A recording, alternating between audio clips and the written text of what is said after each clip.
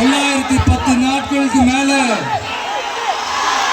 உங்க மண்ணுக்காக போராடிட்டு இருக்கீங்க.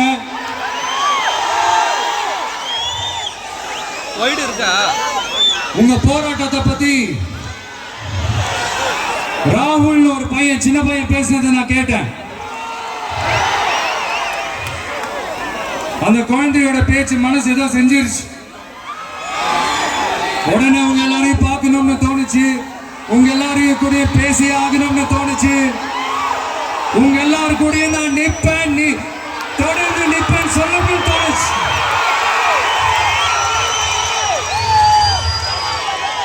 ஒவ்வொரு வீட்டுக்கும் ரொம்ப முக்கியமானவங்க அந்த வீட்டில் இருக்கிற பெரியவங்க தான்.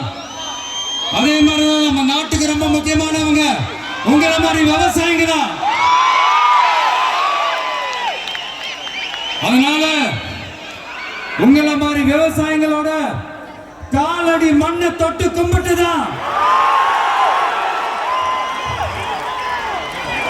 என்னோட பயணத்தை தொடங்கணும்னு ஒரு முடிவோட தான் இருந்தேன். அதுக்கு சரியான இடம் இதுதான் எனக்கு தோணுச்சு.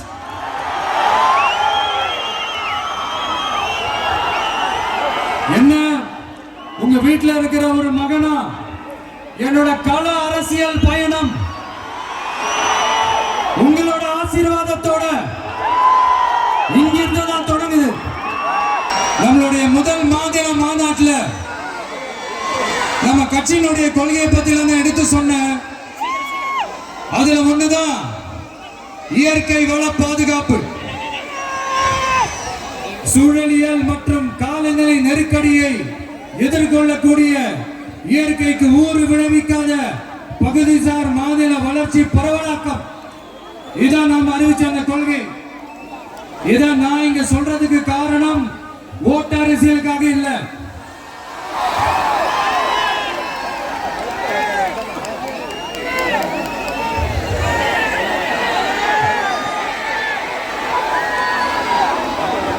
இன்னொரு தீர்மானம் அதே மாநில மாநாட்டில் நான் சொன்னேன்.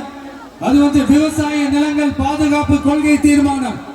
அதுல காஞ்சிபுரம் மாவட்டம் பரந்தூரில் 1000க்கும் மேற்பட்ட ஏக்கர் பரப்பளவில் 13 நீர்நிலைகளை அடிச்சு சென்னையை நிரந்தரமாக வெள்ளக்காடாக்கும் இத்திட்டத்தை ஒன்றிய மாநில அரசுகள் கைவிட வேண்டும் என்று வலியுறுத்தின. அது மட்டுமில்லாம இந்த மண்ணுக்காகவும் மக்களுக்காகவும் நம்ம விவசாயிகள் பாதிக்கிற இந்த திட்டத்துக்கு எதிராக சட்ட போராட்டம் நடத்தவும் தயங்க மாட்டோம்னு சொல்லியிருந்தோம். அதை இங்க உங்க முன்னாடி ரொம்ப ஸ்ட்ராங்கா வலியுறுத்துறேன். இந்த பிரச்சனையில நான் உங்களோட உறுதி அளிப்பேன். இன்னொரு முக்கியமான விஷயம், நம்மள ஆண்டுகிட்டு இருக்கிற ஒன்றிய அரசுக்கும் மாநில அரசுக்கும் நான் சொல்லணும்னு நினைக்கிறேன். நான் இங்க வளர்ச்சிக்கு எதிரானவெல்லாம் கிடையாது. ஏர்போர்ட்டே வரக்கூடாதுன்னு நான் சொல்லல, இந்த இடத்துல வரக்கூடாதுன்னு நான் சொல்றேன். இதை நான் சொல்லலன்னு இவன் வளர்ச்சிக்கு எதிரானவன் அப்படி இப்படின்னு சொல்லி ஒரு கதையை கட்டி ஆரம்பிச்சிருவாங்க.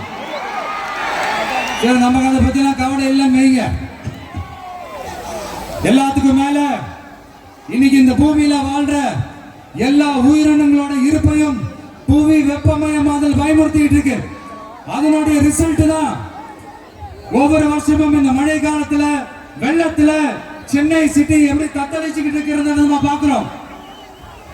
இப்ப ரீசன்ட் டைம்ல எடுத்த ஒரு அறிவியல் ஆய்வுல இப்படி ஒவ்வொரு வருஷம் சென்னையில வர ஃப்ளட்டுக்கு காரணமே இங்க இந்த சுற்று வட்டார பகுதியில் இருக்கிற சதுப்பு நிலங்களை நீர்நிலைகளை அழிச்சது தான் சொல்லுது. இப்படி ஒரு சூழல் இருக்கும் போது 90% ஆஃப் விவசாய நிலங்கள் 90% ஆஃப் நீர்நிலைகளை அழிச்சு இங்க இந்த பரந்தூர் விமான நிலையத்தை கொண்டு வரணும்னு எடுக்கிற அந்த முடிவை எந்த அரசா இருந்தாலும் அது மக்கள் விரோத அரசா தான் இருக்க முடியும்.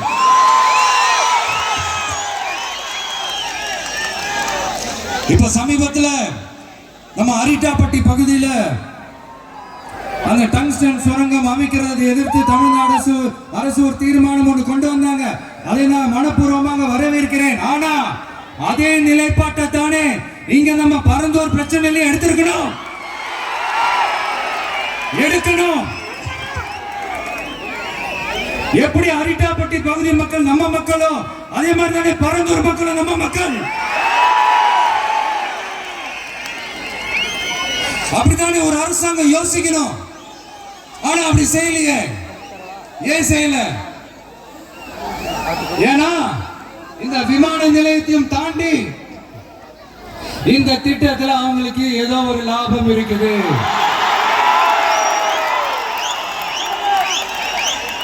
அதை நம்ம மக்கள் தெளிவா புரிஞ்சு வச்சிருக்கிறாங்க. நம்மளுடைய ஆட்சியாளர்களுக்கு ஒரு சில கேள்விகள். நீங்க எதிர்கட்சியா இருக்கும் போது 8 வழிச்சாலையை எதிர்த்தீங்க, அந்த காட்டுப்பள்ளி துறைமுகத்தை எடுத்தீங்க. அதே தானே இங்கேயும், அதே நிலைப்பாடு தானே இங்கே எடுக்கணும். எதிர்கட்சியா இருக்கும் போது விவசாயிகளுக்கு ஆதரவு, ஆளுங்கட்சியா இருக்கும் போது விவசாயிகளுக்கு எதிர்ப்பா? எனக்கு புரியலையே.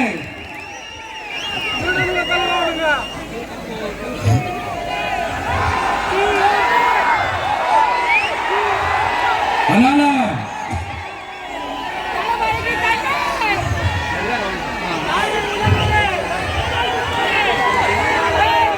இனிமேலும் சொல்றேன், உங்க நாடகத்தெல்லாம் பார்த்துக்கிட்டு மக்கள் சும்மா இருக்க மாட்டாங்க.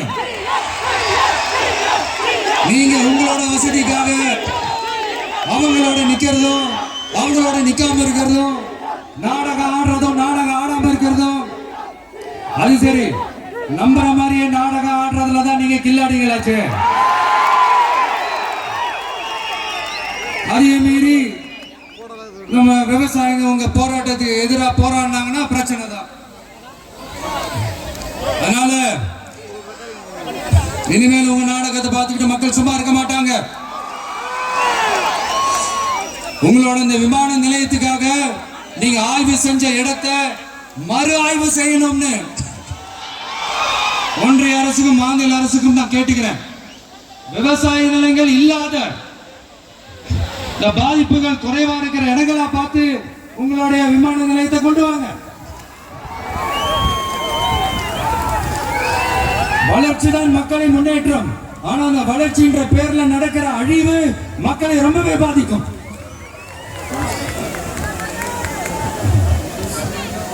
நீங்க எல்லாரும் உங்களுடைய ஊர் கிராம தேவதைகளான கொல்லமட்டால் அம்மன் மேலையும் எல்லை அம்மன் மேலையும் ரொம்பவே நம்பிக்கை வச்சிருக்கீங்கன்றது எனக்கு தெரிஞ்சது. அந்த நம்பிக்கையை இழந்துடாதீங்க. உங்களுக்காகவும் உங்க ஊருக்காகவும் இனி உங்க வீட்டு பிள்ளையான நாடும் தமிழக வெற்றி கழகத்தோட தோழர்களும் சட்டத்துக்கு முற்பட்டு எல்லா வழிகளிலும் உங்களோட உறுதி அளிப்பேன். உங்களோட ஊருக்குள்ள ஏகனாபுரம் ஊருக்குள்ள வந்து அந்த திடல்ல தான் உங்க எல்லாரையும் மீட் பண்ணணும்னு நினைச்சேன். ஆனா எனக்கு பர்மிஷன் கிடைக்கல. இங்கதான் பர்மிஷன் கொடுத்தாங்க. நான் ஏன் ஊருக்குள்ள வரணும் தடைன்னு எனக்கு தெரியல. இப்படிதான் கொஞ்ச நாளைக்கு முன்னாடி நம்ம புள்ளிங்க ஒரு நோட்டீஸ் கொடுத்ததுக்கு தடை விதிச்சாங்க. ஒரு துண்டு சீட்டு நம்ம பிள்ளைங்க கொடுத்ததுக்கு. அது ஏன்னு எனக்கு புரியல. அதனால கான்பிடண்டா இருங்க, நல்லதே நடக்கும், வெற்றி நிச்சயம். மீண்டும் சந்திக்கும் வரை நன்றி, வணக்கம்.